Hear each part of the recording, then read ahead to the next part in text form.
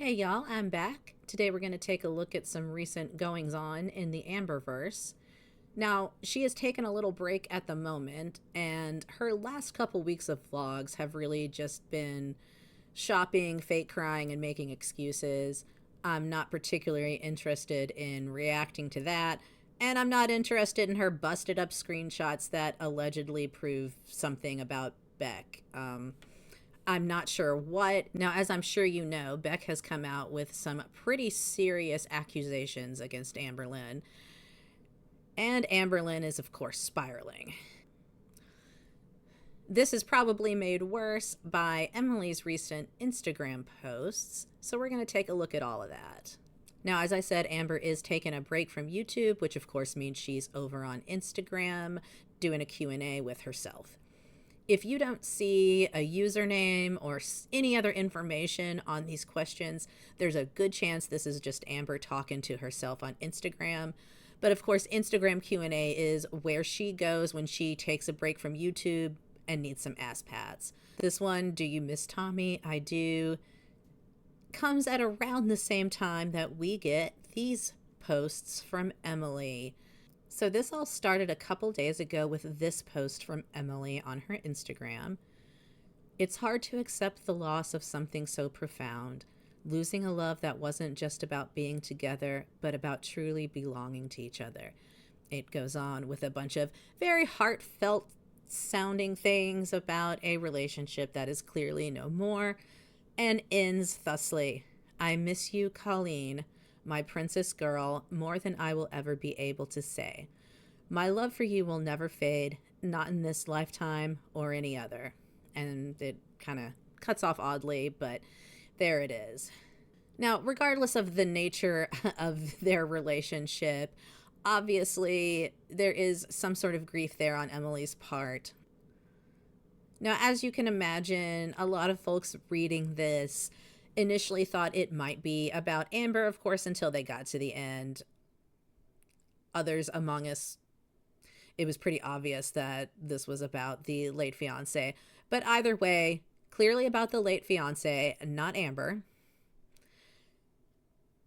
Many of us assume that Amber is spiraling over this now as well. And then we get the following post the next day. When you're desperate to feel anything other than heartbreak, you learn to blur the edges of red flags. You find yourself clinging to the warmth someone offers, even if shadows linger behind it. Sometimes the warmth you cling to is just the glow of the gaslight, and by the time you realize it, you're already burned. The grief has a way of making comfort feel like salvation, and in the quiet ache of loss, you only want to see the light, even if it flickers. Now, regardless of the exact nature of Emily and Colleen's relationship and how that ended,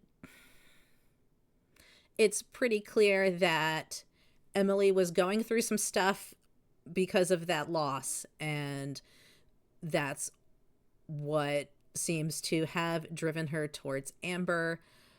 Call it a rebound, for lack of a better word.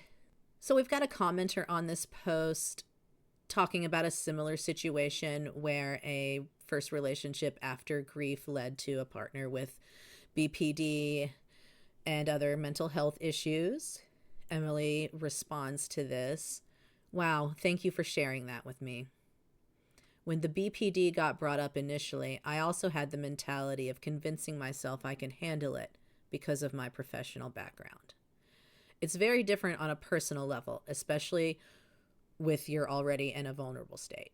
I'm assuming she meant when you're already in a vulnerable state, especially when there's a strong pattern of skilled manipulation involved. Now, I said early on that I believed the relationship between Emily and Amber was doomed because they both want to be the manipulator in the relationship. I do stand by that.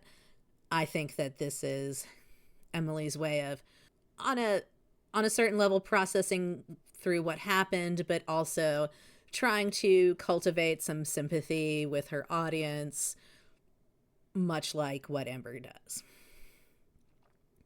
Now, I say audience because she's clearly still participating, interacting with her Girl World and Girl World adjacent following. She has no problem interacting with randos in the DMs talking about the situation. Here we see Emily claiming that Amber is blowing up her phone from fake numbers, upset because she thought the Colleen post was about her until she got to the end, which, you know, that was pretty predictable. Almost like that was intended to provoke her by leaving Colleen's name out until the end. Now, the reason I refer to Emily having an audience in Girl World is because if you look at accounts with shared followers on her Instagram, you'll see that the vast majority of her followers came from Amber. Be they Ambabies or haters, they came from the Amberverse. They're there for the drama. So she's feeding into it. That Colleen post was intentional, and everything she says is very carefully worded, I think, after that. These posts from Emily, I think, are more than Amber would allow for a fake breakup. You have to have a little disparaging for it to be convincing, but I don't think that Amber, even to fake a breakup, could tolerate that kind of post about Colleen like Emily made. Emily has pretty well scrubbed the relationship content from when they were together from her Instagram. Of course, Amber has not done this. Again, that's another thing that leads some people to believe that the breakup may have been faked. But the fact of the matter is, Amber only deletes what she thinks makes her look bad. Now, let me be clear. She doesn't delete things that actually make her look bad necessarily, but things that she thinks makes her look bad. And even post-breakup, she will leave content up with an ex regardless of how it ended, simply because she thinks having bagged anyone, having had anyone claim her at some point, makes her look good. So she's not going to delete that unless she absolutely has to for some other reason. While Emily may regret ALR, she definitely regrets that relationship. I think it's pretty clear at this point. But she does not regret the attention on some level. She didn't like the scrutiny of her and Colleen's relationship. That's understandable. She didn't like the scrutiny of her past relationships. That's understandable. Not just because it is an invasion of privacy on some level. I think that's debatable if you choose to date a public figure and, you know, be as open about it as she was.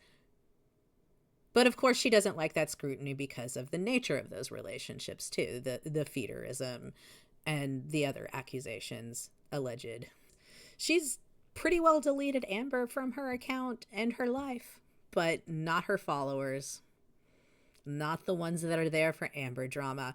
So that tells me she's going to keep giving it. She is going to probably try to officially join the League of Indignant Exes, as I like to call them. We've seen Beck and Casey team up now. I think there's a pretty good chance that Destiny will throw her hat in the ring soon. And I think Emily may try. Whether or not the others should allow her to sit at the table with them, personally, I don't think they should. We'll see what happens. Emily may just continue to spill tea in the comment section of her Instagram. That seems like it's not going to stop anytime soon. Frankly, she doesn't want it to stop. It's not going to stop because she doesn't want it to stop, not because people keep asking, but because she keeps answering and she keeps these people around. Everyone who is there, for the most part, is there for Amber T. Period. And some of y'all may try to blow some smoke up her ass about how you came for Amber, but you stayed for her photographs or whatever. Bullshit. Emily may be dumb enough to believe that, but I don't.